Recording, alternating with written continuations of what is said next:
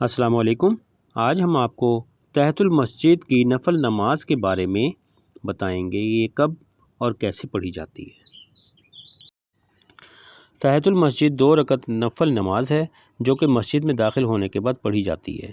ان 2 رکعتوں میں کسی خاص سورہ کا پڑھنا مستحب نہیں، جو چاہے وہ پڑھ سکتا ہے۔ افضل یہ ہے کہ مسجد میں داخل ہو تو بیٹھنے سے پہلے تحیۃ المسجد کی 2 رکعت نفل نماز پڑھ لے، اور اگر بھول وغیرہ سے بیٹھنے کے بعد بھی پڑھ لے تو بھی درست ہے۔ اس نفل نماز کے پڑھنے کی فضیلت بہت زیادہ ہے۔ حضرت ابو قتادہ رضی اللہ تعالیٰ عنہ سے روایت ہے کہ حضور نبی کریم علیہ الصلاۃ والسلام نے ارشاد فرمایا کہ جس وقت تم میں سے کوئی شخص مسجد میں داخل ہو جائے تو اسے چاہیے کہ مسجد میں بیٹھنے سے قبل 2 رکعت پڑھے۔ اگر کوئی شخص مسجد میں ایک دن میں کئی مرتبہ آئے تو وہ ایک مرتبہ ہی تحیۃ المسجد کے نوافل پڑھ لینا کافی ہے۔